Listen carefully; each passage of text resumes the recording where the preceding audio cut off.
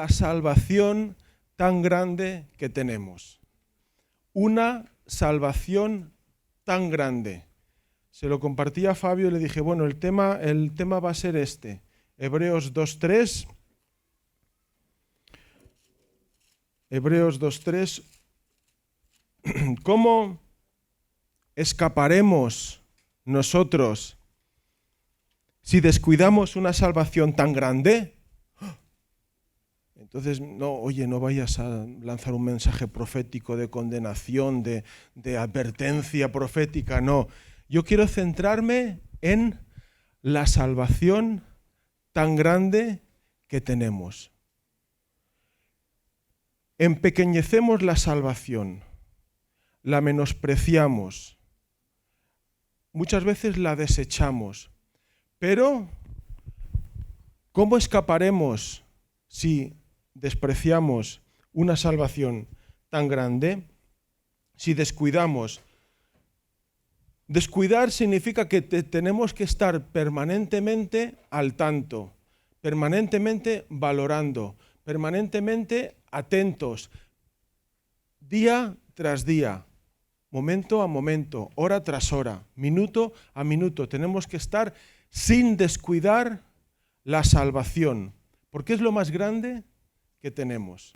Hermanos, es lo más grande que tenemos, la esencia, la razón de ser de la Iglesia, de congregarnos, que se manifiesta en el pan y el vino, es recordar permanentemente, regularmente, la salvación tan grande que Dios nos ha dado. Nuestros hermanos cristianos católicos recuerdan la salvación cada vez que se congregan, incluso cada día están recordando con la Eucaristía esa salvación. Nuestros hermanos cristianos ortodoxos lo hacen, unos lo hacen cada mes, otros cada trimestre, otros cada año, según la zona. Y nosotros, pues, decimos regularmente. No sé en qué regularidad, pero corremos el peligro de dejar a un lado la salvación tan grande que tenemos y es capital. Vamos a leerlo desde el versículo 1. Por tanto, es necesario que con más diligencia atendamos a las cosas que hemos oído, no sea que nos deslicemos.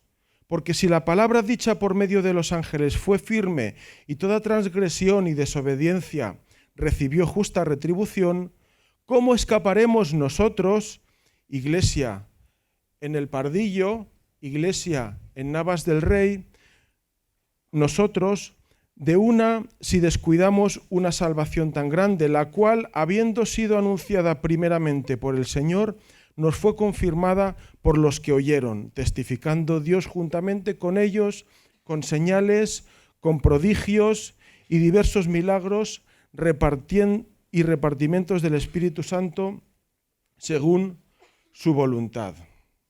Y luego dice, Jesús es el autor de la salvación. ¿El autor quién es? Es el que la origina. El autor es el que asimismo da esa salvación. Tú, cuando eres un autor de una novela o cuando eres el autor de un dibujo o de una escultura, ¿cuándo eres el autor? Cuando a ti mismo, tú mismo creas, haces esa salvación. Pues Jesucristo, hermanos, Jesucristo es el autor de la salvación. ¿Y en qué se traduce? En dos cosas. Cuando decimos los cristianos, ¿nosotros qué somos? ¿Somos salvos? Decimos, somos salvos. Y es nuestro lenguaje evangélico, yo soy salvo. Pero en nuestro querido español no solamente está el ser, sino el estar. Y en muy pocas lenguas está el estar. Nosotros somos salvos y quiero que esa salvación tan grande la centremos en estar a salvo. Somos salvos y estamos a salvos. Los españoles, y aquí quiero incluir a todos los que hablan el español son españoles. Así que incluyo a muchos. De hecho, la mayor cantidad de españoles que hay hoy en el mundo están en México. ¿Sabéis cuál es la siguiente? ¿Dónde hay mayor cantidad de españoles? Que son los que hablan español, los que su lengua materna, desde que empezaron a mamar, fue el español. Están en los Estados Unidos. La segunda cantidad mayor. Los de menos estamos en España, luego están en Colombia, en Argentina, pero todos somos, porque el español no es una forma de ser, es una forma de estar en el mundo. Porque yo puedo ser el cristiano eterno, y cuando voy a mi trabajo soy tan cristiano eterno que nadie sabe que soy cristiano.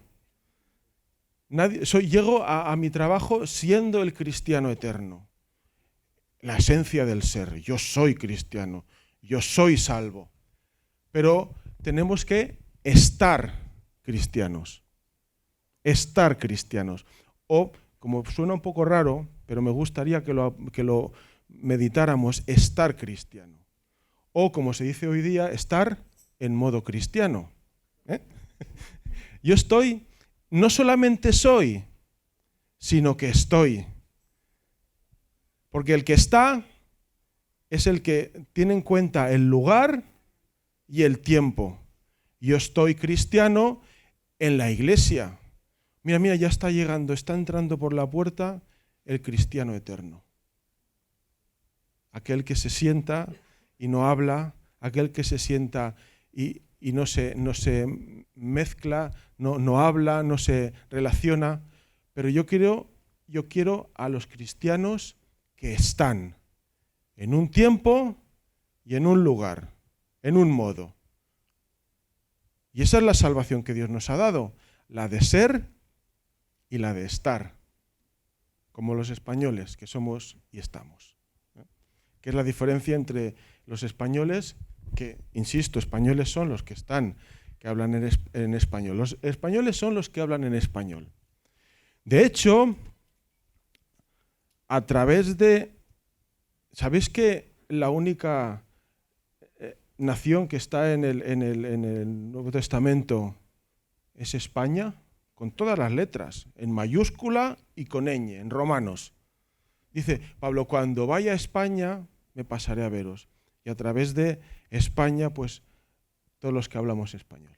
Bueno, así que los que hablamos español somos como los cristianos, que no solamente somos, sino que estamos en modo cristiano. Estamos en modo cristiano. La palabra salvación viene de una palabra, o en concreto, una palabra en latín, pero que también tenemos una palabra en griego, que insiste de nuevo en no ser salvo, sino estar a salvo. Estar a salvo. Y quiero que cuando el autor de Hebreos nos dice cómo escaparemos nosotros si descuidamos una salvación tan grande, porque podemos ser y porque podemos estar, las dos cosas. Somos salvos y estamos a salvo.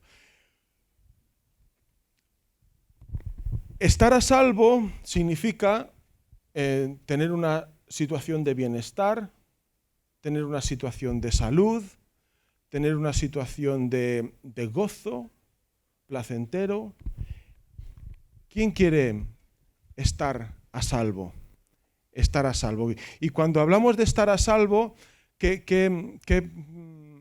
nos viene a la mente? Por ejemplo, estar encima de un barco, quizá, yo estoy a salvo. O cuando está lloviendo a mares, me cubro debajo de una pérgola o me meto en casa, estoy a salvo de la lluvia. O estar a salvo. Qué diferencia, ¿verdad?, en estar mojándome, estar tropezándome, estar enfermo, no estar con bienaventuranza y estar a salvo. Pues esa salvación es la que el Señor quiere traernos a cada uno de nosotros. Quiere traernos a cada uno de nosotros. Y la salvación ha dado mucho que hablar durante toda la historia de la Iglesia. Ha dado muchísimo que hablar. Y me gustaría que fuéramos a Romanos 1:17, Romanos 1:16 y 17, porque el libro de Romanos es el libro, el Evangelio de la salvación. Es la primera de las cartas, la primera por orden de las cartas de Pablo, la primera de las epístolas, y nos habla de la salvación que muchas veces está oculta a nuestros ojos. Desde luego, nosotros conocimos la salvación, no la conocíamos y la llegamos a conocer, la salvación que Dios nos da. Porque la salvación se presenta como algo que se desvela, que nos aparece, que lo empezamos a conocer. Porque no me avergüenzo del Evangelio, porque es poder de Dios para salvación a todo aquel que cree, al judío primeramente y también al griego, porque en el Evangelio la justicia de Dios se revela por fe y para fe, como está escrito, mas el justo por la fe vivirá. Mas el justo por la fe vivirá. La salvación que Dios nos ha dado, en la que podemos ser y en la que podemos estar, es una salvación que se revela, que se desvela. La palabra que viene aquí es apocalipto, que viene de Apocalipsis, que es, estaba velado y de repente se cae el velo y se desvela y empezamos a conocer la salvación. Y la salvación, uno medita, escucha, oye lo que han dicho a lo largo de la historia, lee libros sobre salvación y es tan impactante, es que la salvación viene solo por fe. Por fe yo me adueño de esa salvación. ¿Y por qué traigo este mensaje? ¿Por qué creo que era el momento de hablar? Porque muchas veces dejamos la salvación a un lado o no recurrimos a la salvación y fuimos salvos y somos salvos, pero no estamos viviendo en salvación. No estamos viviendo en salvación y la salvación es algo tan grande que se recibe solo, que ya es mucho, creyendo, por fe. La salvación se te revela. Tú crees en la salvación. Tú crees en la salvación. No la puedo conseguir. En Romanos 10 dice, ¿qué hago? Subiré al monte a buscar la salvación. Bajaré a lo más profundo. Andaré. Dice, no. Si confiesas con tu boca y crees en tu corazón, eres salvo.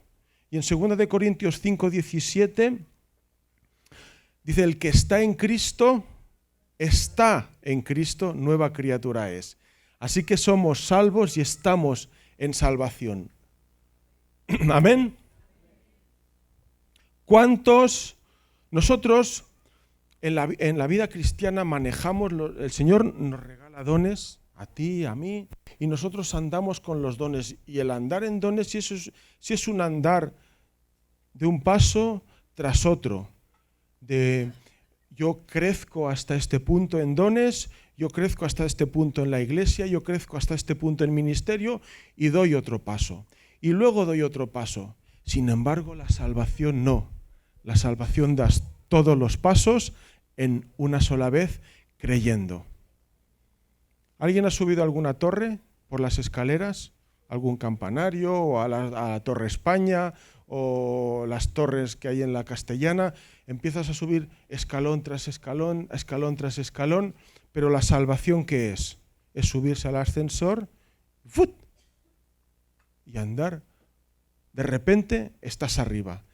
Esa es la gracia de la salvación. Subirse al ascensor y de repente estar arriba. La salvación que Dios es estar en el ascensor. Yo me imagino cruzar el Atlántico a nado. Negro también, el juego. Yo me imagino cruzar el Atlántico a nado, brazada tras brazada, brazada tras brazada. Y eso es crecer en Cristo, avanzar en la iglesia, que tenemos toda la vida por delante. Para, como decía Alonso, estar, crecer, avanzar, impactar, transformar, nado a nado, brazada tras brazada. Pero la salvación, la bendición de Dios en la salvación, ¿qué te hace? Te monta en el crucero. Y tú vas en el crucero y llegas allí, te acuestas, desayunas, vas a la party, a la piscina, para acá, y está el otro allí nadando, queriendo alcanzar la salvación a nado, cruzar el Atlántico a nado. O podría, decir cruzar. ¿Alguien se ha subido en un tren de alta velocidad? Cuando te subes, parece... ¿alguien se ha subido en un avión? Bien. Era un sí seguro. Cuando alguien se sube en un avión, las sensaciones en el tren de alta velocidad es que cuando el tren ya ha tomado velocidad, va a 300 y pico kilómetros por hora, no te da la sensación de que vas a la velocidad que estás yendo. Y solamente tienes que mirar por la ventanilla y ver las traviesas de la vía, como van a todo tren. Allí es donde te das cuenta que estás montado en la salvación. Allí te das cuenta, pero no te das cuenta. ¿Acaso yo, que puedo estar leyendo en el tren o puedo estar viendo en el móvil en el tren, soy diferente que aquel que va por el lado de la vía pasito tras pasito leyendo? Soy el mismo, pero estoy a salvo. Estoy en el tren. Ahora, no me descuide yo que estoy en ese momento. Intenta bajarte del tren en marcha. Intenta bajarte del avión en marcha. Esa es la salvación en la que tú estás. No pretendas, de una forma arrogante, orgullosa, creer que todo lo que tú has conseguido por la salvación que Dios te ha dado, la paz en tu corazón, la salud de tu familia, la vida eterna, la esperanza en la vida eterna que está puesta en ti, el hacer bien a los otros cuando antes no lo hacías, no creas que eso viene de ti. Insensato, es que estás subido en el tren. Es que estás subido en el tren y vas a alta velocidad. De otra forma no lo hubieras podido hacer nunca. Y te puedes pegar un castañazo si decides hacerlo por tus propias fuerzas, ir de Madrid a Barcelona, por ejemplo, en 2 horas y 45 minutos. No, yo lo consigo. Sal por Atocha andando. Sal de Atocha andando, a ver cuándo llegas. Esa es la gran salvación que Dios nos ha dado. Hermanos, por favor, no la menospreciemos. Disfrutemos, valoremos, agradezcamos ser salvos y estar a salvo. Y llevemos nuestra salvación allí donde vayamos. Allí donde vayamos, llevemos nuestra salvación. Y la salvación es por fe y para fe. Y insistimos, es una bendición que Dios nos ha dado, que yo no puedo hacer nada por tenerla, que yo la recibo por fe, por la obra de Cristo, que yo celebro en el pan y el vino que Cristo vino, que Cristo murió, que Cristo resucitó y que Cristo transformó mi vida, la de mi familia, la de mi iglesia, por su obra de salvación en mí. ¿Amén? ¿Alguien dice amén? Y que no se convierta el rito del pan y el vino en eso, en un rito, sino que se convierta en un reto. Eso viene en YouTube, o sea, no lo he inventado yo. Del rito del pan y el vino o de la Santa Cena a un reto, que es reconocer día a día la salvación que Dios te ha dado. Abres los ojos y agradeces la salvación que Dios te ha dado. Te vas a acostar y agradeces la salvación que Dios te ha dado. Y si te estabas por bajar del tren a alta velocidad, vuelve a sentarte en tu sitio, vuelve a sentarte en tu lugar, que estando en tu lugarcito vas a 350 kilómetros por hora. No te lances del ascensor o no te tires del avión. Está a salvo, en la salvación que Dios nos ha dado.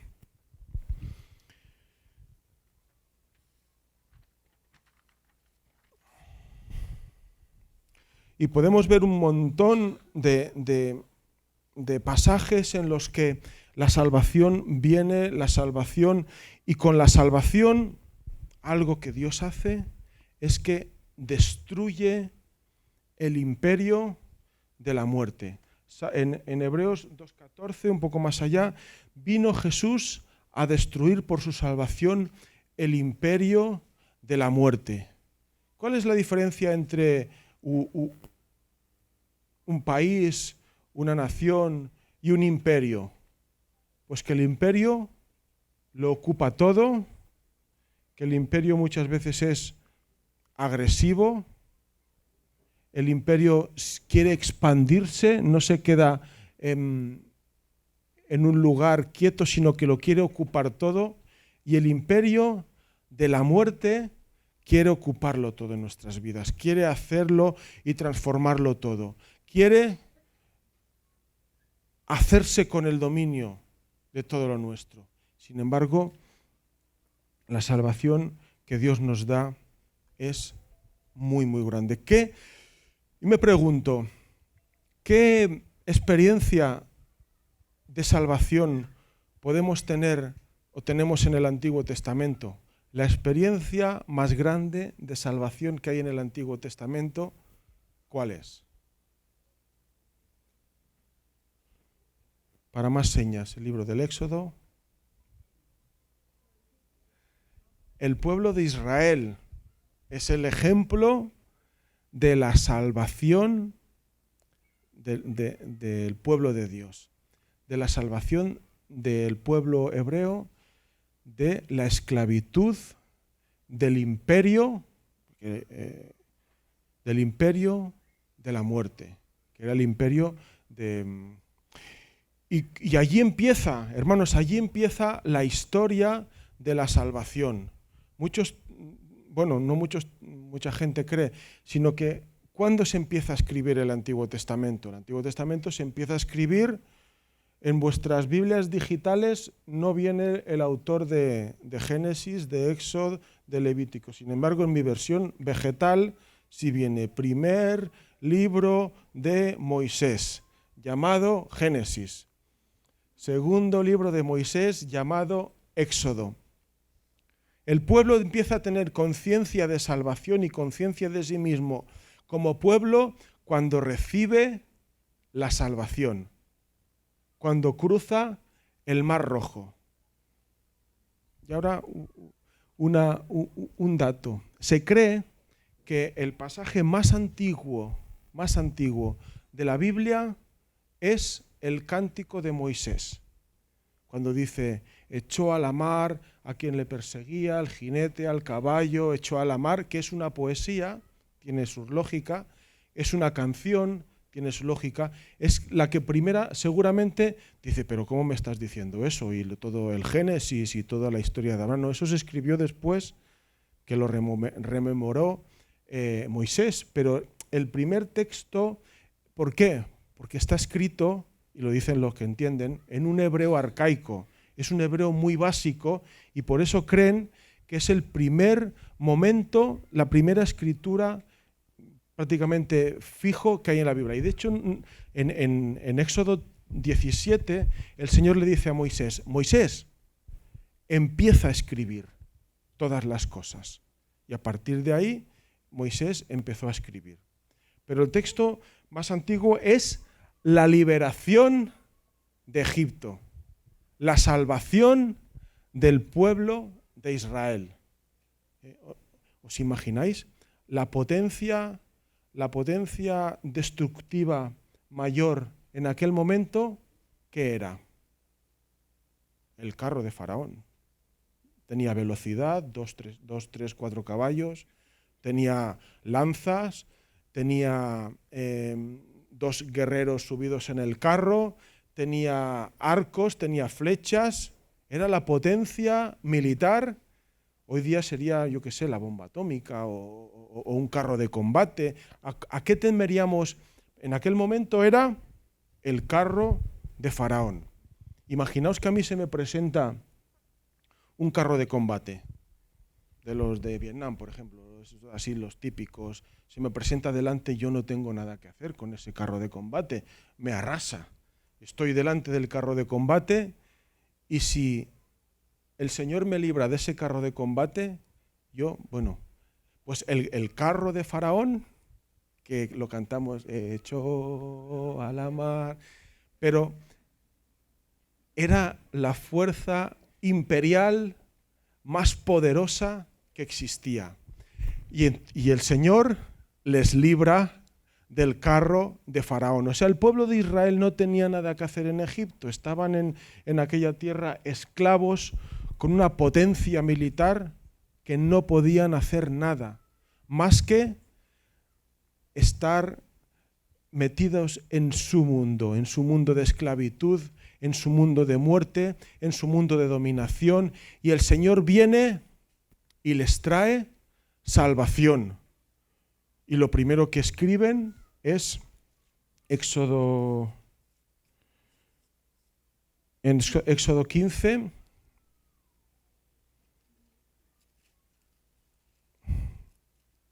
Éxodo 15.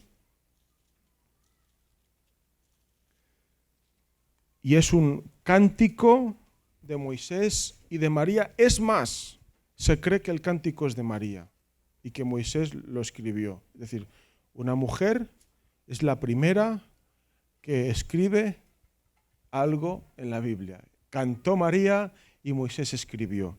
Y este canto, fijaos que la estructura es muy, muy repetitiva, muy sencilla, frases muy, pues en hebreo aún es más sencillo y aún es más arcaico.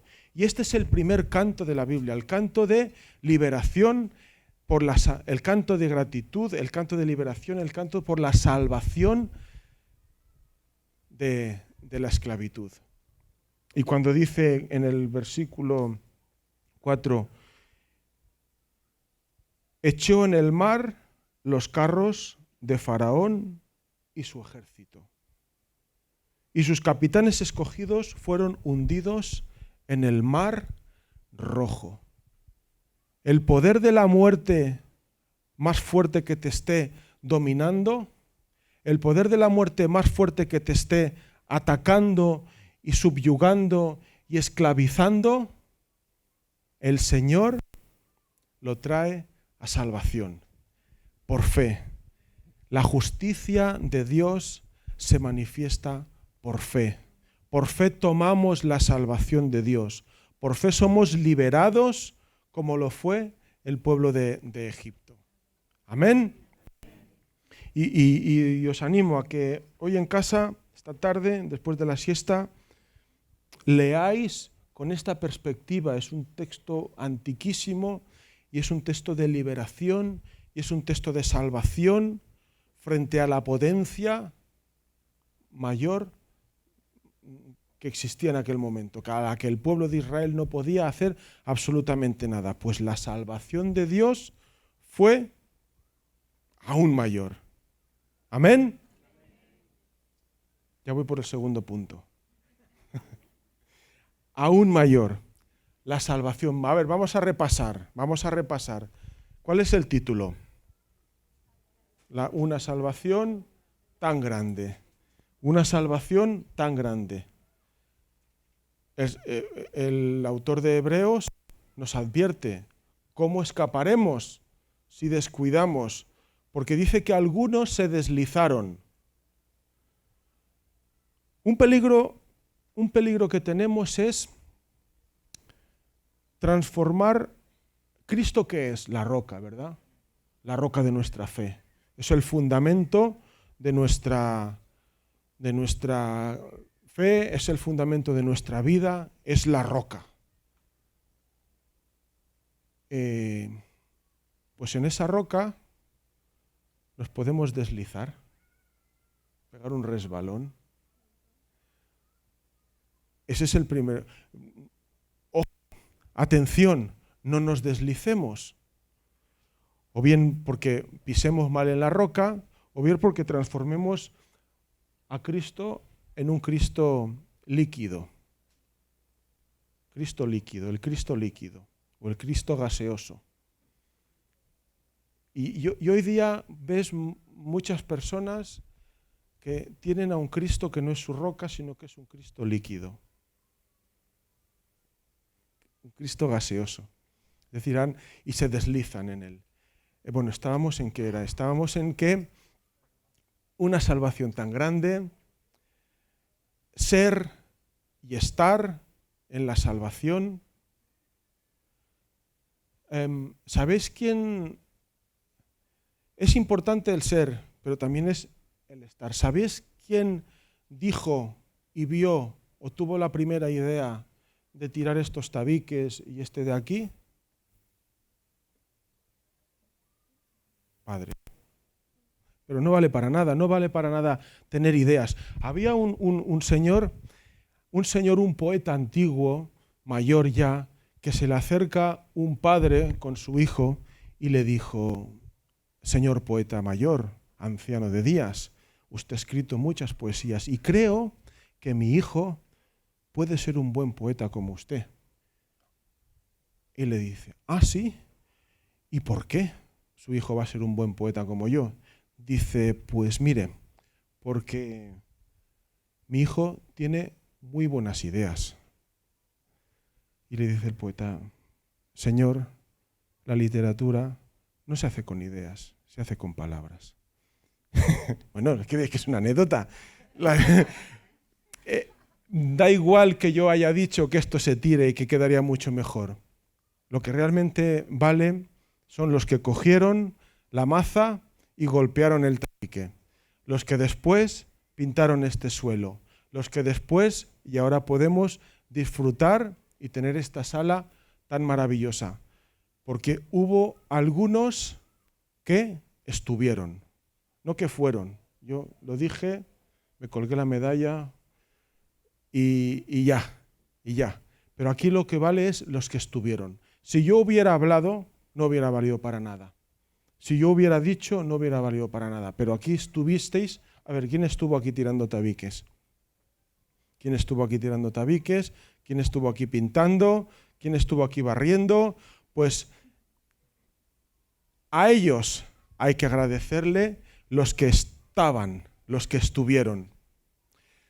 Tercer punto es que el pueblo fue liberado de Egipto, liberado de la esclavitud de Egipto. Hay una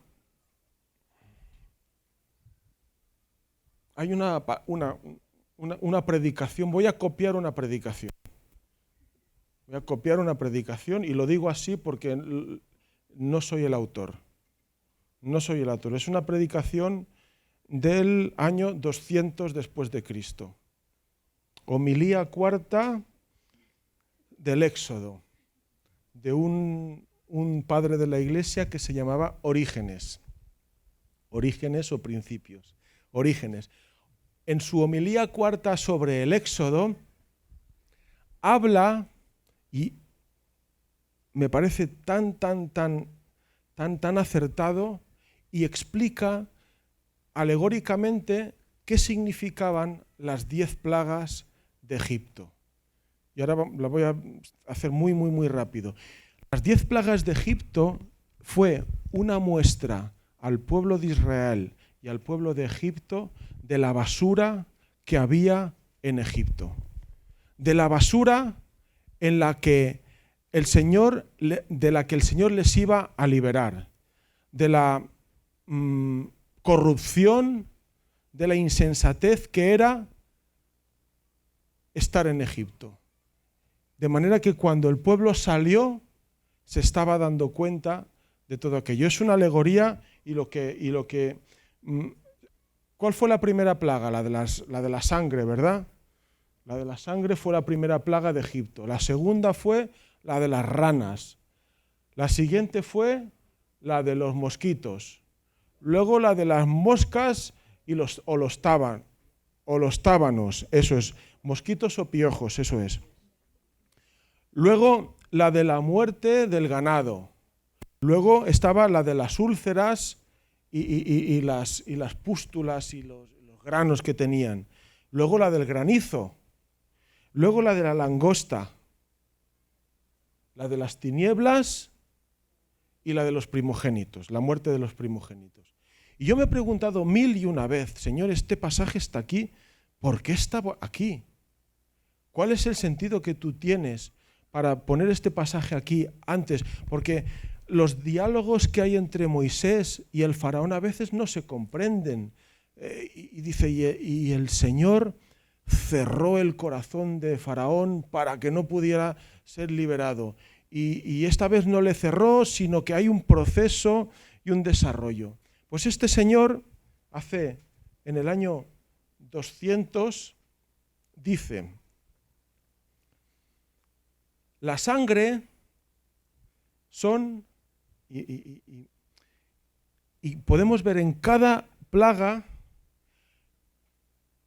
el lugar en donde tú y yo estamos, el lugar en donde tú y yo somos contaminados y el lugar del cual el Señor nos saca. El río Nilo le daba al pueblo todo lo que necesitaba. Y lo sabemos de la escuela, que el río subía, el río bajaba y fertilizaba los campos. Pues ese río estaba contaminado. Nuestro pensamiento, todo lo que nos alimenta, está contaminado. En el mundo tenemos todo contaminado. Las ranas son las que croan, las que cantan, las que están todo el rato. ¿Quién se pone a escuchar la radio? ¿Quién se pone a escuchar la televisión? ¿Quién se pone a que los poetas de nuestro tiempo nos cuenten lo que debemos pensar, lo que debemos decir, lo políticamente correcto? Pues estamos en un mundo en el que nos dice cómo debemos pensar, y si eres un disidente, te crucifican. Si eres un disidente, pues ahí estás tú, con la plaga de las ranas todo el día. Y el Señor se lo mostró al pueblo de Israel con la plaga. Tienes esa plaga en ti. Siguiente plaga, la de los piojos o los mosquitos. Depende, la palabra en hebreo no sé, los mosquitos o los piojos, que son,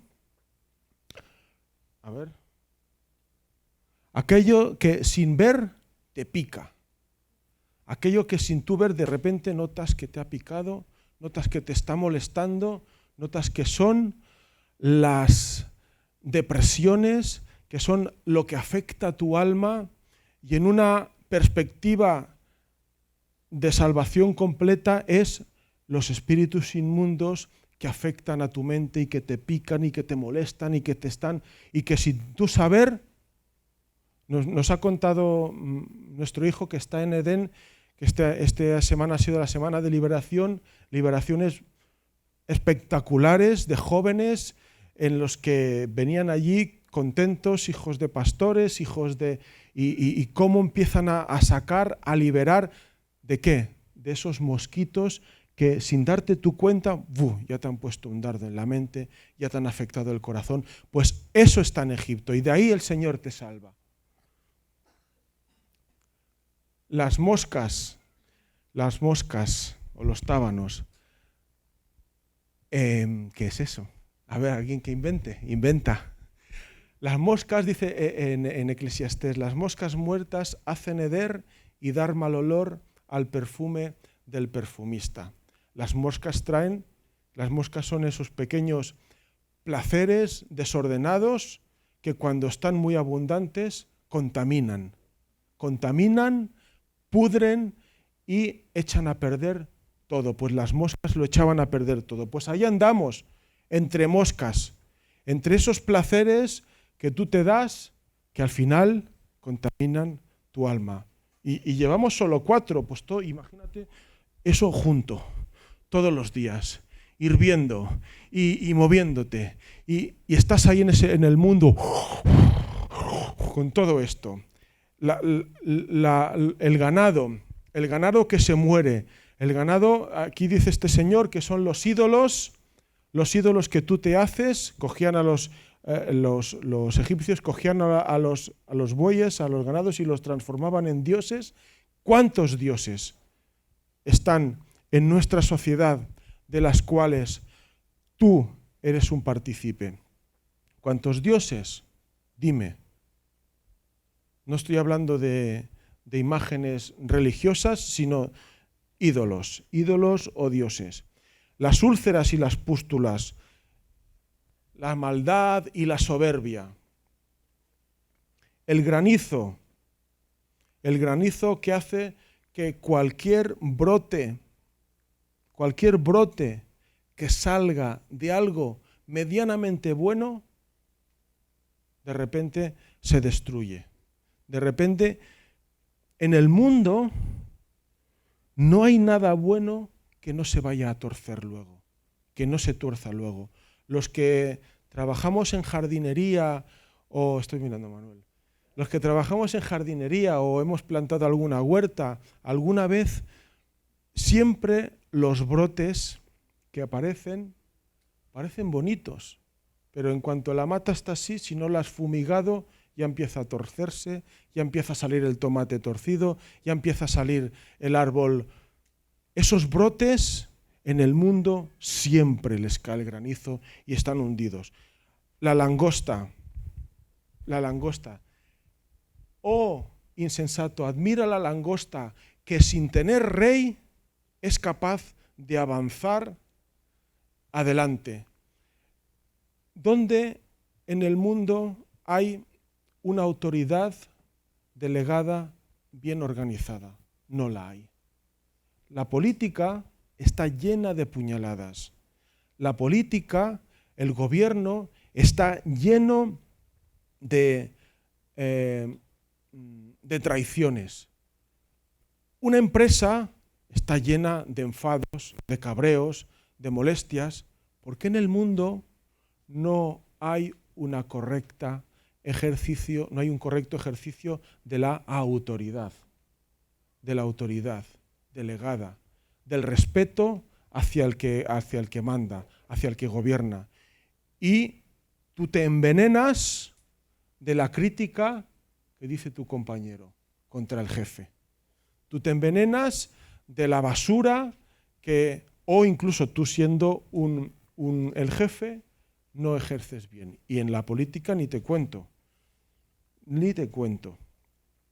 Bueno, las tinieblas, la ceguera de espíritu, que no vemos más allá, y la muerte de los primogénitos, la misma muerte.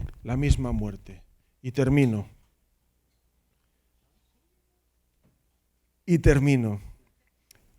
Ahí es donde estábamos. Entre la sangre que contamina, entre las ranas, entre los mosquitos, entre la muerte entre los ídolos, entre los brotes que se hunden, entre el mal ejercicio de la autoridad, entre la muerte misma, entre lo que afecta a tu mente.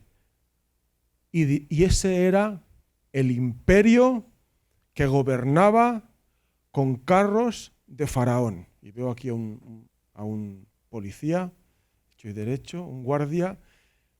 La autoridad de Faraón traía todo esto. Y por fe,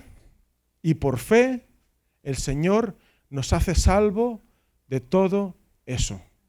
Por fe, el Señor nos hace salvos de todo eso. Si queréis, todo esto está en internet, O sea, homilía cuarta de Orígenes, y te viene explicado en un relato así muy antiguo, pero es muy interesante. Porque luego, además de hacer la descripción esta más alegórica, luego hay una descripción moral para los cristianos interesantísimo. Así que os animo a que lo miréis. Pero quiero hoy, en este momento, aquí, que tomemos una decisión. Quiero que tomemos una decisión. ¿Estás en este momento a salvo? ¿Tienes un brote de ira que te está hundiendo? ¿Tienes alguna punzadura en la mente que te está corroyendo? ¿Tienes algún placer desordenado que te está hundiendo, que te está retorciendo, que te está contaminando? ¿Lo tienes? Entonces necesitas estar en salvación. Necesitas subirte al ave. Necesitas en este momento sentir y saber que aunque eres tú el mismo, pero estás a 350 kilómetros por hora leyendo tu Biblia, viendo tu móvil o charlando con el compañero. Pero no descuides esta salvación como tan grande. Le vamos a llamar la mega salvación o la hiper salvación, la ultra salvación, que es la que Dios te ha dado. Y este es un momento de llamado para que reflexiones tú. Quizá haya alguien aquí que nunca haya oído de la salvación o que nunca haya recibido la salvación. Este es un momento para que des un paso y solamente confesando con tu boca que Jesús es el Señor y creyendo en tu corazón que Dios le levantó de los muertos, eres salvo. Eres salvo por fe, por fe. Y en ese momento subes al tren, subes al ave. Ya no me miréis más, cerrad vuestros ojos, por favor. Cerrad vuestros ojos, reflexionad. Este es un minuto de reflexión. Este es un minuto para reflexionar. Analiza. ¿Estás a salvo? Esta es la mañana de salvación para ti. Es un regalo del Señor para ti. Si no lo has hecho, si no lo has hecho nunca y es tu primera vez, o si lo has hecho otras veces, pero puedes volver, debes volver. Tienes que estar en Cristo. Si alguno está en Cristo, nueva criatura es. Si alguno está en Cristo, nueva criatura es. No desprecies esa salvación tan grande, la mega salvación que Dios ha puesto a ti, porque si no, ¿cómo escaparemos? ¿Cómo escaparemos si te saltas del tren a 350 kilómetros por hora pensando que no estabas en el tren?